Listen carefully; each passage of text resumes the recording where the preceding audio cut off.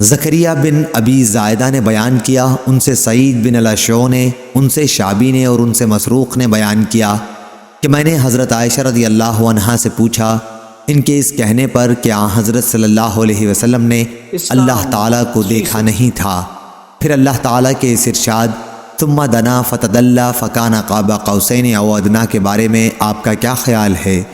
انہوں نے کہا کہ یہ آیت تو جبرائیل علیہ السلام کے بارے میں ہے، وہ انسانی شکل میں حضرت صلی اللہ علیہ وسلم کے پاس آیا کرتے تھے اور اس مرتبہ اپنی اس شکل میں آئے تھے جو اصلی تھی، اور انہوں نے تمام آسمان کے کناروں کو ڈھانپ لیا تھا۔ صحیح بخاری حدیث نمبر 3235۔